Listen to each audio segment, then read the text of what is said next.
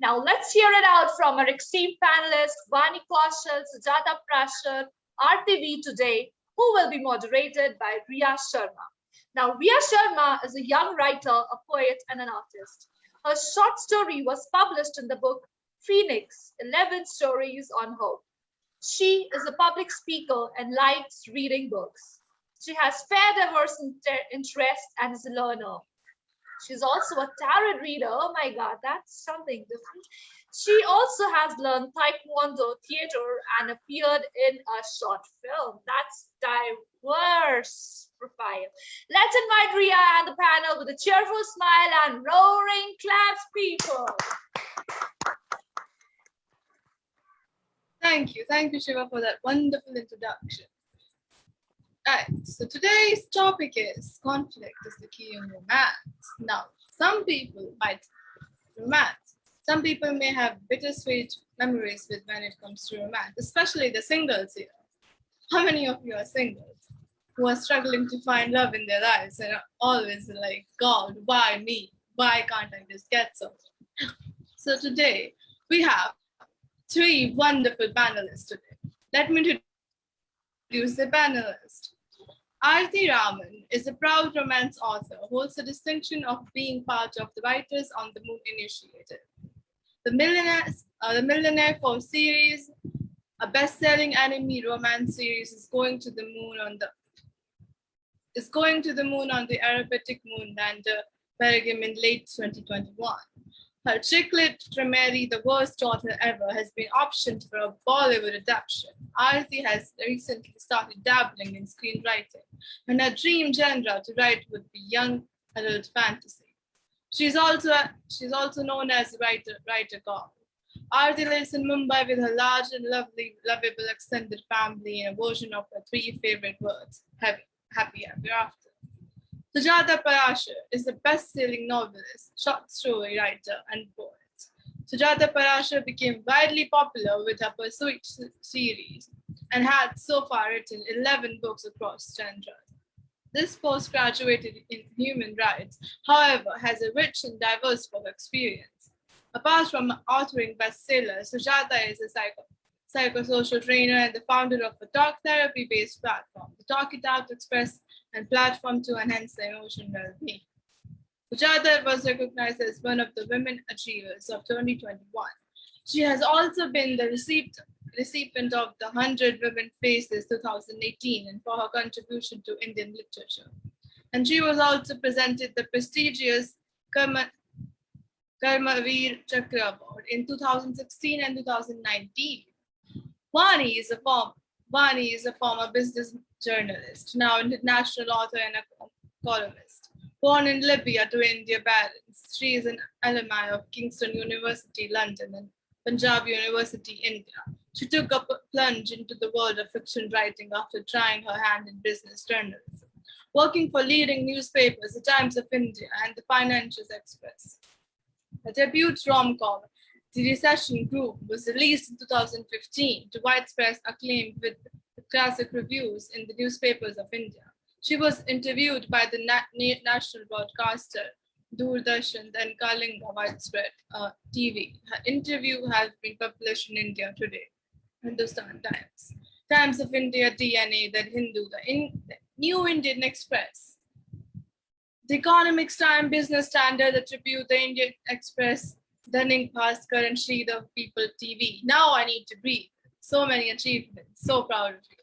Vani recently made a voyage to nonfiction with her book Flowers Forever, published in the US by Worldwide Art Books. Her new book is already getting rave reviews, and she already been profiled by Hindustan Times. Give a huge round of applause for all our panelists today. Now this floor is open for questions. My first question is to Vani. What do you think differentiates your romantic novels from others? From others? What did you ask? Sorry. Is my voice clear? Can you hear me? Yes. Yeah, yes, I need to hear that question again. Yes, sure. What makes your romantic novel different from others? Well, It's the conflict, actually. The more the conflict you can have in your books, that's why. See, that's also a differentiator. That's like there are some people who would probably write very rosy and very sweet novels, but I like a lot of conflict when it comes to my characters and all, and I think that's how I differentiate my novels from all others that are there in the market. But then you have to remember that as far as most of the books that are published in this genre are concerned, most of them will have more or less similar tropes and similar sort of uh, uh, the theme and the things that would be dealt with. It's how you present it. So it's almost like I would like to probably say, like, you have 5 chefs in the room, you give them tomatoes and you give them the basic ingredients. It's how each one of them cooks makes all the difference. Somebody might put a bit more of salt and somebody might use a bit more of sugar, so it's just a bit of difference here and there. But yeah, I mean, I think all of us, Artie and Sujata, I think we are all conflict queens. So without conflict, you can't have romance novels. Yes, so true, so true. I loved how you give the examples of how someone may add different ingredients into it. So my next question is to Sujata Parashar. What in the modern days, if you see the best-selling tropes in most romantic novels is the love triangle. What are your opinions of love triangles, and would you ever write about them? What do you think if you had to write love triangle, a romance novel regarding that? How would you make it so it differentiates from others? You are muted. I'm so glad, Sujata, that you're taking this question and not me. So greetings to everyone. Really lovely to be here. It's a pleasure to be here at the second edition of PLF. And many congratulations to the team for putting up such an interesting topic, putting together such an interesting topic and getting us all together here for this discussion. Now, before I even move to that triangle, focus my attention on that particular area, let me start by saying that in all my novels, conflict is not the king, but the empress. So that might be the first distinctive factor from the way I look at romance stories. And as Vani rightly put that, without conflict, actually conflict is at the core of any story. If you are telling a story, if it's a work of fiction, conflict is one of the major elements, right? One of the top 5 elements that we use. And any good writer, any writer who wants to connect with the audience, wants to make his or her readers engage with the story, will have a fine balance between all the 5 elements that we use. However, conflict is at the core of it all, because without that, it is just an essay or just an information that we are conveying, right? That is one thing that makes the story stand out, makes it engaging, and makes the reader want to pick up the book or continue with the story, right? Otherwise, they will just leave it after a couple of pages, 2-3 pages, they will just drop it. Now, why I said that conflict is an empress from where I come from, like the way I look at my stories, it's because all my story starts from a woman's perspective. It comes naturally to me, and from a modern Indian woman's perspective. So it's not like wo ghisa pita purana jo love story chal rahi hai, boy meets girl falls in love or gets attracted, and however she plays the damsel in distress role, and then the prince rescues her and all. No. It comes from a completely different, how the modern Indian woman thinks today, and it is all on her terms. And she is not shy of expressing her sexuality. She is not shy of talking about her needs, her wants, her desires, or anything that she finds unjust. So it comes from that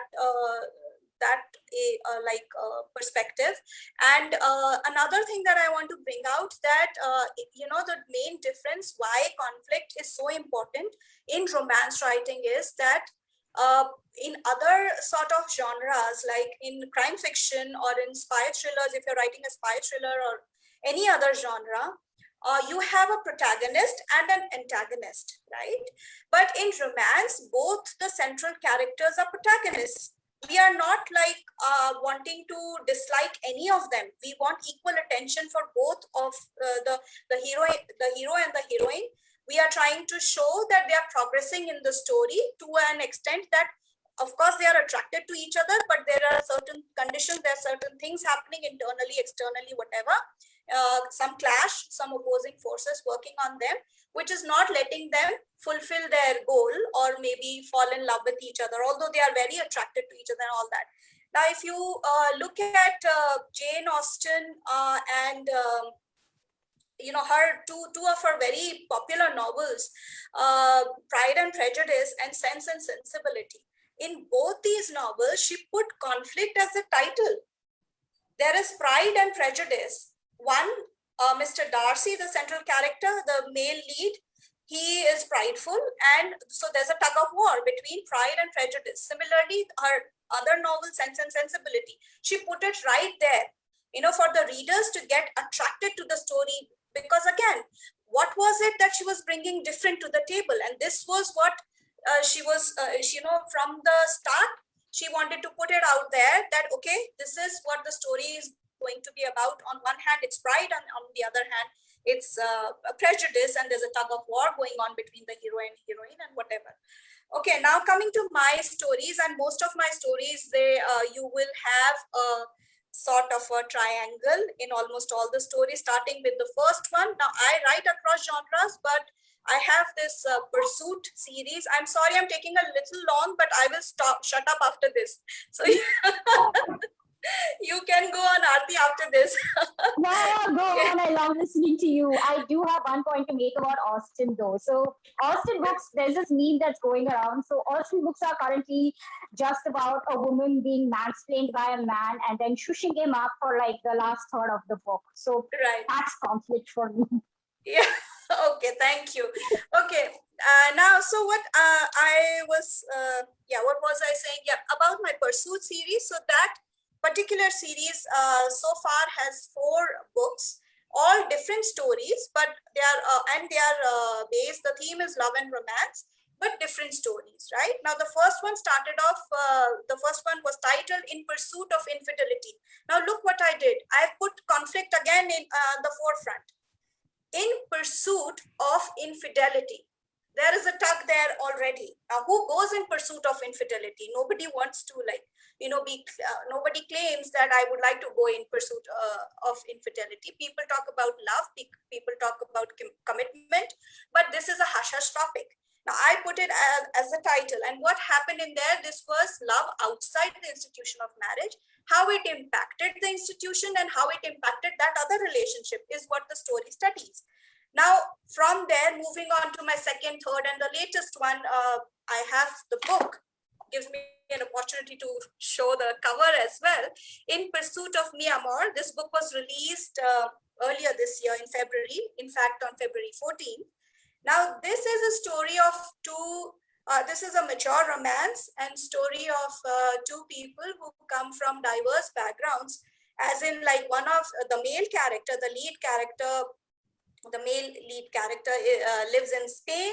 He has a traumatic past. He has a genetic disorder due to which his first girlfriend left him. His father also left his mother because he was born a sick child, and so that impacts him so much that he is afraid of love and commitment. Both the 2 past circumstances affect him. Now, on the other hand, we have a woman also in her. So he is in mid-40s, and this woman is in her early 40s. She is in Delhi, and she gets to travel to Spain, to Madrid for work. So they collaborate on something, and she's invited to be there. She has to relocate to Madrid for the work. And she also has she has had a very traumatic childhood, due to which she goes into multiple relationships, but she is wary of men. Now these two people meet, and then they are attracted to each other, but their past whatever circumstances or experiences, life experiences, hamper them so much, and that's the conflict, that they are unable to really take the relationship forward. That's the conflict I bring out in this story. So you see, this is also a love story. The infidelity was also a love story. Then in between, I wrote In Pursuit of a Lesser Offense, also on institution of marriage and what is the relevance of the institution in current times. That's the theme of that particular. All of them love stories, but all of them having different conflicts. And why do we need these conflicts? Because it has to be believable. A love story has to be, you have to put more hard work into a love story than you put in a story from another genre, because here it's again the same thing. All this love stories are the same. So it has to be different. It has to be believable. It has to be sustainable. You have to carry it on till the end. The reader has to be hooked. If it goes limp in between, if it falls flat, then it will not work with the reader, right? They are very perceptive. So those are my thoughts. And the triangle part, I explained you, almost all of my stories will have triangles. And the first one, naturally, infidelity will involve a third party. In this story as well, in the current story, again, there are two different, there's a subplot. And otherwise also there's a triangle, but it's not a love triangle. The third party is somebody else. It's not always the third party, does not have to be a lover, right? Or an ex-lover, or someone you are in a romantic relationship with. It could be somebody else also. So I kind of, when I work on my stories, I make sure that it's not again something that people are expecting. I just want to throw some surprises, and that's how it works. So yeah, I hope that answered your question. A long answer to your short question. Thank you. No, that's totally okay. I love how you explain that a triangle doesn't have to be always have to include a person. It can just be that the third person or the third thing is a conflict itself. For example, there are two people and they're in love, but there's a difference. There's a distance between them. That is the third person. That is the conflict. I love that. And I honestly loved your plot you described of your books. I don't even have to check them out after this. Thank you. My next question, my next question is to Aarti. Aarti, do you think the uniqueness or the difference of the conflict define the success of the romantic novels? Okay. I think they basically said everything there is to say about conflict. I really don't have anything new to add, except maybe conflict is to any good story, specifically romance, as location is to real estate. It's the most important thing. But I define conflict as internal as well as external conflict. So the conflict that is there within the central characters or even the side characters that do not allow them to grow in their journey, and that actually impedes them when it comes to the relationship that they want with the other person. Then there's also external conflict, which, like Sujata mentioned, could be like cheating or like a new job or like whatever, but like the conflict that really interests me and the one that really gets people going is the one that you have within yourself that does not allow you to fully commit and love the other person. I've written like 27, published 27 novels, so I'm not going to really sit down and bore you guys with the plot of each one. But yeah, the more unique the conflict, the better your story, the more hooked your story. But at the same time, we are talking about the most widely read genre in the world. Romance is, I keep saying this in literally every public appearance I make. I'm going to say it here also. 57% of all books in the world published are romances. All of them. And since Sujata mentioned Jane Austen, she has done the highest adaptations in the whole world. Her books have been adapted the most times in the whole world. This shows that there is always a need for people to connect to a story. And you know how you define romance? Romance is not about the sex. Believe me, sex plays a really important part in it, but romance is not about the sex. It's not even about the two people meeting each other.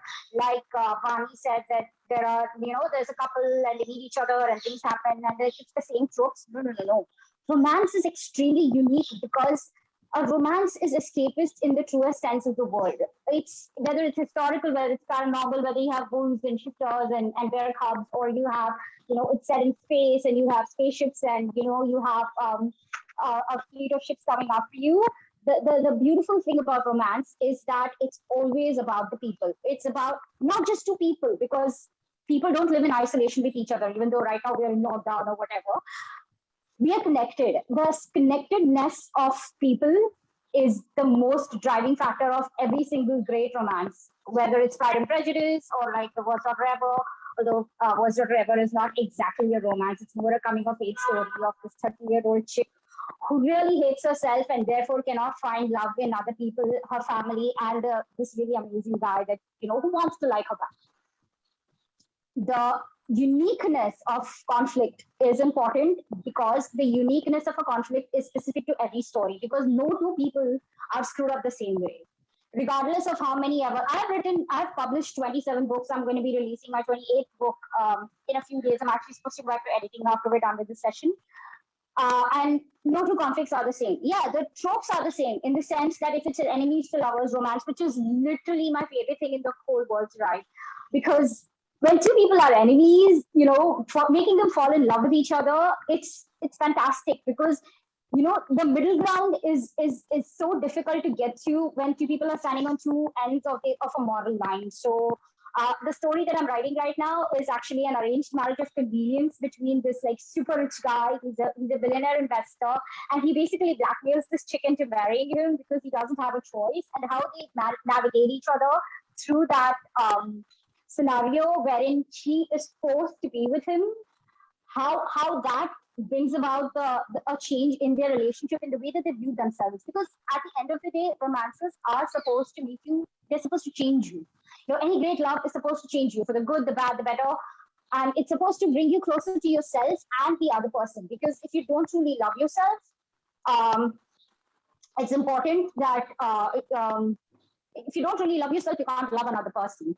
So it's interesting that you mentioned that the uniqueness of conflict, because I think if you did not have a great conflict within ourselves, within the characters, as well as the outside conflict that they have, which in this case is whatever it is, you're not going to have a great romance. It's not going to work out. People are not going to be hooked.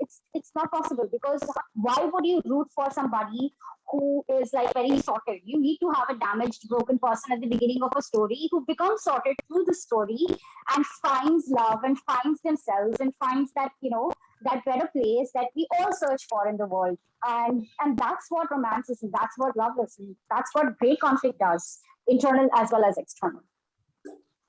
I hope I answered your question as concisely as possible. No, yes, you answered the question. Thank you all for your input. We got to learn so much. I think I have something to add to what Sujata and Artie said. And I think you guys would also agree with me. Where I have faced a bit of a challenge is that, how much conflict you can actually show and to what level, and to and the intensity. That's where I write 100,000 word books, so I write like massive conflicts. So yes. I'm good. But at the same time, if it's not something that's realistic, and even as we talk about conflict, we're also mindful that somebody is going to read it, and either that he or she is going to be able to relate to it or not be able to relate to it. So it has. I think when you've written it as long as I have, you kind of get a sense of what works and what doesn't work. Absolutely. So sometimes, where I sort of struggle is, how intense can I go with something? Go as intense as possible, dude. Like, go push the boundaries. It's the best way to learn. And I think reader reaction is like, it's the lipstick, like if a reader likes it, they'll come and tell you. If they hate it, they'll come and tell you. Like, I've had people come and tell me like, oh, dude, like I've not had them come and tell me personally. I've had like like really great responses, but like, you get those 1-star reviews and then they are like, what is this shit? And I'm like, yeah, that happens too. It's something that you just have to live with. But as long as you truly believe in what you're writing, it's definitely going to be relatable. Like, no doubt about it. Yeah. But like, it has to make sense in the physics of the universe that you're going to be setting it in. Like if you're writing about, say, magic, then your conflict has to be relatable to the magic. Or if you're writing about space, and it has, the physics in it has to make sense. So, that kind of is important. Yeah, agree. Yes, Vani, I have a point there. Sorry, Riya, can I take a second and just respond to Vani on her Sure. what she shared? Okay, Vani, in my case, what happened in the latest novel that came out, In Pursuit of Mi Amor, I wanted to also focus on hemophilia, the hemophilia community. And I knew that this is one area, and if I, kind of mesh this their issue with that of a romance story, it may backfire also. So I had to be very careful. You're right. The intensity has to be decided in such cases that, you don't overdo it. I didn't want to sound preachy. I wanted it to be a nice love romantic story where, my other pursuits have been, I didn't want to break away from there. But at the same time, I knew that I had to bring the attention of the world or people who don't know about hemophilia through my story. And so I had to keep it a little lighthearted, and I think it worked, because in my reviews, some of the readers, they have mentioned this fact that she told us about it, but in such a subtle manner that it didn't overpower the main story or the romance part of it or whatever. So that was my take I wanted to share with you. Yeah, we have to weigh down. Sometimes we have to weigh these things. Yeah. That was a wonderful intake. Thank you so much for sharing your experiences and your answers. We got to learn a lot today. It is time to wrap up. We are a little bit over time, but it was a wonderful session, and I love talking to all of you, and I love listening to you, and I liked how you described and gave examples and told us about your books and told us how important conflict is and how much intensity there needs to be in a book with conflict, and just what role it plays in a romantic novel. And like Aarti said, there are a lot of people who write romantic novels, and you need to have a unique conflict to distinguish yourself from out of that. We had a wonderful session, and I thank all of you for giving Thank you so much for being here, for being here, and for sharing the experiences and giving us your time and effort. Thank you. Thank you. Now I'm handing. I really enjoy. Thank you. Thank you so much for having me. Thank you guys. Thank you so much. Now I would like to hand the stage back to the MC